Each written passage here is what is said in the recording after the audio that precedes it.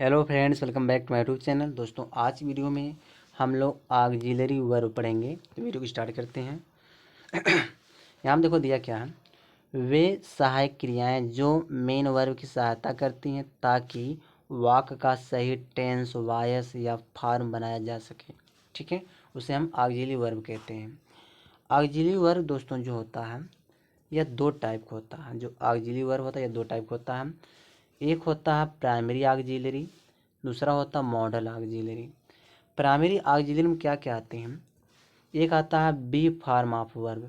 B form में क्या आएगा, I, is, I am, are, was, ये वर्ब आता है। उसका डू फॉर्म में आता है डू, डज, डिड आता है। हैव फॉर्म में आता है हैज, हैव, हैड आता है। तो ये सब क्या होते हैं, प्राइमरी ऑक्सिलरी वर्ब होते हैं।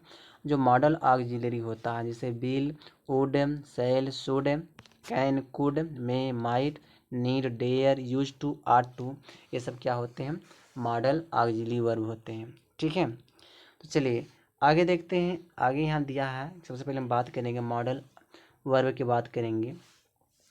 तो यहाँ पे देखो दिया क्या है कि वे सहायक क्रियाएं जो मुख्य क्रिया यानी मेन वर्ब के साथ मिलकर क्षमता, संभावना, आवश्यकता, अनुमति, आदेश आदि का भाव व्यक्त करते हैं, उसे क्या कहते हैं, उसे मॉडल कहते हैं। ठीक है, कि फिर क्या ये वर्ब की बेस फॉर्म के साथ प्रयोग होते हैं। कहने का मतलब जो मॉडल जो होते हैं, जो मॉडल ऑक्सिलरी वर्ब होता है वो अपने साथ वर्ब का बेस फॉर्म लेता है। जैसे you may eat a cookie. तो जो ये ईट है ना दोस्तों, इसको फर्स्ट फॉर्म नहीं समझेंगे, यह बेस फॉर्म है।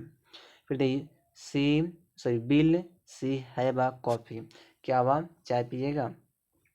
यू कैन गो, तुम जा सकते हो। तो ये सब क्या होते हैं, मॉडल होते हैं। अब हम लोग एक एक करके चीज़ को सीखते हैं। यहाँ पे हम इसका यूज सीखेंगे। ठीक है, देखो यूज ऑफ मॉडल्स। सबसे पहले हम बात करेंगे कैन क्या।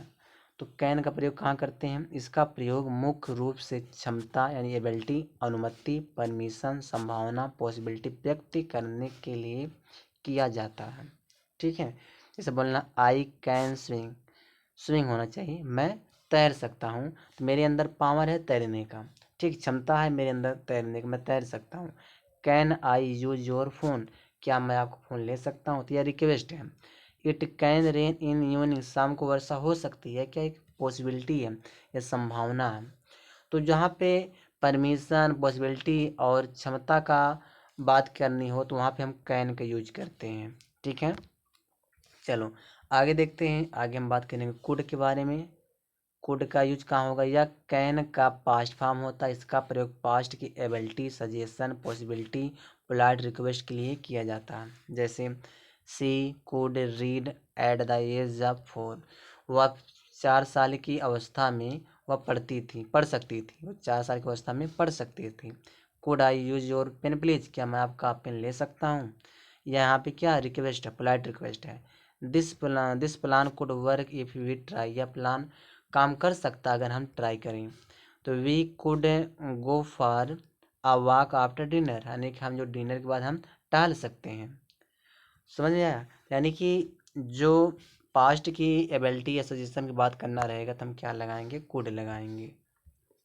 अब यहाँ पे देखो, यहाँ क्या किया है, कैन और कुड के साथ एबल, कैपेबल का प्रयोग नहीं कर सकते, लेकिन विल, शैल के साथ कर सकते हैं। I can not be able to solve this suggestion question. तो कहने का क्या मतलब है, ये सेंटेंस हमारा गलत हो गया। गलत इसलिए हो गया क्योंकि कैन नॉट के साथ यहाँ देखो बी एबल टू लगा है ना, तो ये एबल टू नहीं लगेगा। तो सही कैसे होगा, आई can not solve this question, ये हमारा सही हो गया।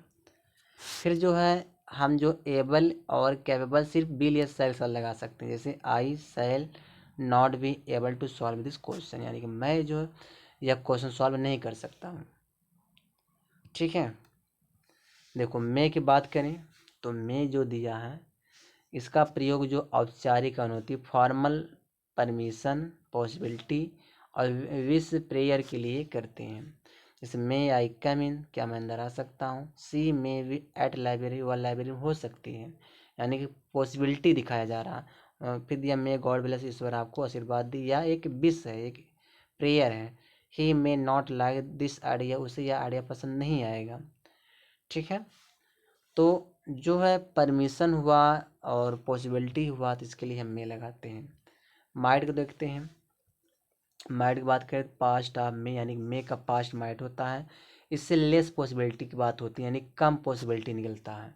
जैसे ही said that he might go to Delhi, यानी उसने कहा कि वह कहाँ जा सकता है, दिल्ली जाएगा, यानी कि वह दिल्ली जाएगा, इस लेस पॉसिबिलिटी है। She might be busy right now, वह इस वक्त शायद बिजी होगी।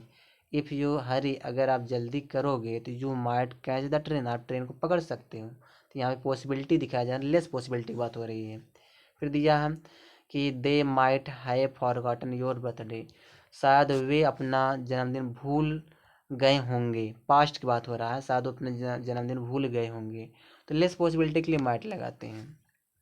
ठीक है, यहाँ आप देखो में और माइट के साथ पॉसिबल का प्रयोग नहीं कर सकते। जैसे अगर हमको बोलना है पॉसिबिलिटी में माइट कुड, कहने का मतलब ये है कि पॉसिबिलिटी के लिए मे भी आता है, माइट भी आता है, कुड भी आता है। कहने का मतलब क्या है, यहाँ आप समझो, एक मिनट। जैसे मे से ज़्यादा माइट होता है, माइट से ज़्यादा क्या होता है, ए कुड होता है।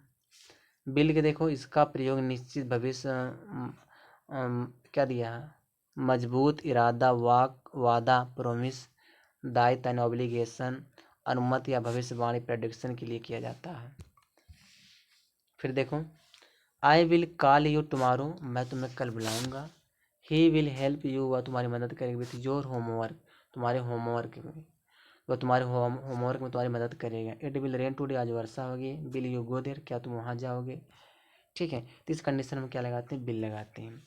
वुड की बात करें तो क्या होता है, वुड का मतलब बिन नंबर था, फ्लैटनेस, हाइपोथेटिकल, काल्पनिक सिचुएशन हुआ। बिल के पास्ट के रूप में वुड का प्रयोग किया जाता है। देखो वेन वी वर्क, जब हम बच्चे थे, we would play outside all day, हम सारा दिन बाहर खेला करते थे। Would you like some tea, क्या आप चाय पसंद करोगे, चाय पीना पसंद करोगे। She would buy that car, क्या वह उस कार को खरीद लेगी। If she had enough money, अगर उसके पास पैसे होते तो वह उस कार को खरीद ली होती। इफ़ आई वर रिच, अगर मैं अमीर होता तो I would travel the world, मैं पूरी दुनिया का यात्रा करता। ठीक है, तो इस कंडीशन में हम इसका यूज ज़्यादा करते हैं। यहाँ देखो he said I will help you, इसका जब इनडायरेक्ट बनाने क्या हो जाएगा, ही said that he would help me हो जाएगा। यानी कि इनडायरेक्ट में बिल का क्या हो जाता है, बिल का वुड हो जाता है इनडायरेक्ट में। चलो यहाँ पे देखते हैं, यहाँ दिए यूज टू, इसका प्रयोग पास्ट हैबिट, पास्ट की स्थिति के लिए किया जाता है। I used to play cricket every evening. फिर they used to go cinema, कहने क्या मतलब है, इसका मतलब ये निकलेगा I used to play cricket every evening, मैं हर शाम क्रिकेट खेला करता था। They used to go cinema, वे सिनेमा जाया करते थे। She did not use to go to gym, वह जिम नहीं जाया करती थी। Did he use to play guitar, क्या वह गिटार बजाया करती थी। यानी पास्ट की हैबिट बताने के लिए हम क्या लगाते हैं, यूज टू लगाते हैं। यूज टू केवल पास्ट के लिए आता है, प्रेजेंट के लिए नहीं। प्रेजेंट में इसकी जगह यूजली या ऑफन आता है। जैसे जैसे बोलना है आई यूजली प्ले क्रिकेट, यानी प्रेजेंट की बात हो रहा है, मैं जो है यूजली क्रिकेट खेला करता हूँ। आई यूज टू प्ले क्रिकेट, मैं क्रिकेट खेला करता था। देखो यहाँ शुड दिया, शुड का यूज करते हैं जनरल एडवाइस के लिए, आर्ट टू का यूज करते हैं मोरल एडवाइस के लिए, और मस्ट का यूज होता है ऑब्लिगेशन, वेरी हाई प्रोबेबिलिटी के लिए। ठीक है, चलिए एक एक करके देखते हैं इन सबका। यहाँ दिया है people are to respect the law, यानी कि लोगों को जो कानून का सम्मान करना चाहिए। यहाँ पे जो एक मोरल एडवाइस की बात किया जा रहा है, इसीलिए आर टू लगा है। You should eat more fruits and vegetable, तुम्हें ज़्यादा से ज़्यादा फल और सब्जियां खाना चाहिए। तो यहाँ पे एक जनरल एडवाइस है। फिर यू शुड नॉट स्मोक, तुम्हें स्मोक नहीं करना चाहिए। You must where helmet while riding a bike, मतलब बाइक चलाते समय तुम्हें जो अवश्य जो हेलमेट पहनना चाहिए। Students must not cheat in the exam, student को एग्जाम में चीट नहीं करना चाहिए। यू मस्ट ट्राई हार्ड, तुम्हें बहुत ज़्यादा मतलब ट्राई हार्ड करना चाहिए। ट्राई हार्ड मतलब होता है बहुत ज़्यादा प्रयास करना चाहिए। चलिए आगे देखते हैं। आगे यहाँ देखो क्या कह रहा है। नीड और डेयर के यूज या मार्जिनल ऑक्सिलरी वर्ब होते हैं। नीड के बाद देखो नॉट आता है, डेयर के बाद भी हम नॉट लगा सकते हैं क्योंकि यह हेल्पिंग वर्ब का काम करते हैं। ठीक है, जैसे दिया यू नीड नॉट वरी, तुम्हें चिंता करने की ज़रूरत नहीं है। He didn't come if he is busy, वह उसे यहाँ नहीं आना, मतलब आने की ज़रूरत है अगर वह व्यस्त है। He dare not speak in front of the principal, वह प्रिंसिपल के सामने, मतलब उसकी अंग्रेजी बोलने का साहस नहीं है। I dare not tell her the truth, यानी कि मैं उसकी सच्चाई, मुझे उसकी सच्चाई बताने में मेरे अंदर कोई डेयर नहीं, कोई साहस नहीं है। How dare you interrupt me, यानी कि तुम मुझे इंटरप्ट कैसे करने की तुम्हारी हिम्मत हुई। ठीक है, तो यहाँ दिया नोट में दिया प्रश्नवाचक वाक्य में नॉट के बिना नीड डेयर भी मॉडल्स की तरह यूज करते हैं। फिर यहाँ देखो, यहाँ दिया मॉडल दिया फिर बी दिया है, यानी मॉडल कोई भी मॉडल आता है उसके बाद अगर बी लगाते हैं तो बी के बाद एडजेक्टिव भी लगा सकते हो, वर्ब का थर्ड फॉर्म भी आईएनजी फॉर्म भी लगा सकते हैं। ठीक है, जिसे यहाँ दिया है मॉडल प्लस बी, फिर यहाँ पर एडजेक्टिव यूज किया गया, यानी कि जब मॉडल के बाद बी आए तो एडजेक्टिव आता है या तो स्टेट या कोई क्वालिटी को बताता है। जैसे you must be careful while driving, यानी कि तुम्हें जो है सावधान हो जरूर होना चाहिए, गाड़ी चलाते वक्त तुम्हें सावधान होना चाहिए। सी कैन बी रूड समटाइम्स, वह कभी कभी रूड हो जाती है। ठीक है, चलिए आगे देखते हैं। मॉडल वी वर्ब का थर्ड फॉर्म पास्ट पार्टिसिपल, इसका प्रयोग पैसिव वॉइस में किया जाता है। देखो यहाँ दिया है the report must be completed by tomorrow, यानी कि रिपोर्ट कल तक जरूर कंप्लीट होना चाहिए। This problem can be solve easily, इस समस्या को आसानी से सॉल्व किया जा सकता है। तो पैसिव में हम क्या लगाएंगे, जो है थर्ड फॉर्म लगाते हैं। Modal plus be ING form present participle है या मॉडल के साथ कंटिन्यूस एक्शन को दिखाता है। जैसे she must be studying for her exam right now, उसे इस वक्त जो है अपने एग्जाम के लिए जरूर पढ़ाई कर रहा, करना चाहिए, पढ़ाई कर रहा होना चाहिए, कंटिन्यू फॉर्म दिखाता है। They might be planning in the park, और वे जो है अब पार्क में जरूर प्लान बना रहे, कि शायद प्लान बना रहे होंगे, वे जो पार्क में शायद प्लान बना रहे होंगे। मॉडल है प्लस वर्ब का थर्ड फॉर्म। देखो पास्ट की सिचुएशन में इसका यूज होता है। जैसे ही माइट है मिस द ट्रेन, वह शायद ट्रेन को मिस कर दी होगी। You should have called me earlier, तुम्हें मुझे पहले ही बुलाना चाहिए था। I should have work hard, मुझे परिश्रम करना चाहिए था। ठीक है, फिर यहाँ दिया है मॉडल प्लस है प्लस बीन प्लस वर्ब का थर्ड फॉर्म दिया पैसिव हो गया दोस्तों। पैसिव में इसका यूज करते हैं। से the work could have been finished earlier, काम को पहले ही समाप्त कर लिए होना चाहिए था। फिर the homework should have been submitted yesterday, यानी होमवर्क को कल सबमिट कर लेना चाहिए था। तो पास्ट के लिए यूज करते हैं, इसका यूज होता है। फिर यहाँ देखो, यहाँ कुछ देखते हैं क्या चीज़ें यहाँ दिया है, कुछ मॉडल का यूज दिया गया है, तो इसको भी देख लेते हैं। यहाँ दिया शुड हैव है, तो शुड हैव का मतलब होता होना चाहिए था। जैसे हमको बोलना you should have studied harder for the exam, यानी कि तुम्हें परीक्षा के लिए अधिक मेहनत करनी चाहिए थी। फिर दिया मे हैव टू पढ़ सकता है।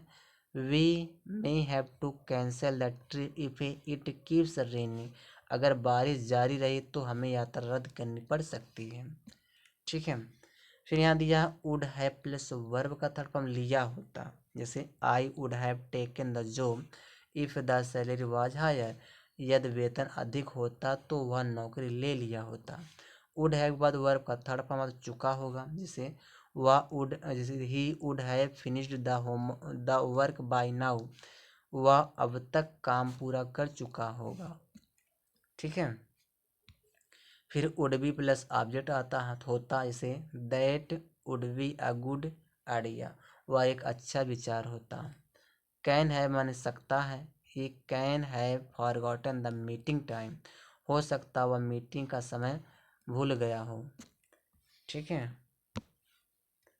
कैन हैव बीन हो सकता है, it can have been a misunderstanding, यह एक गलतफहमी हो सकती थी। कुड हैव सकता था। You you could have told me about the problem earlier, तुम मुझे पहली समस्या के बारे में बता सकते थे। कुड हैव बीन हो सकता था, he could have been at home during the storm, तूफान के दौरान वह घर पर हो सकता था। कुड हैव बीन वर्ब का थर्ड फॉर्म किया जा सकता था। The work could have been done by now, यह काम अब तक किया जा सकता था। बस दोस्तों इस वीडियो में यहीं तक है।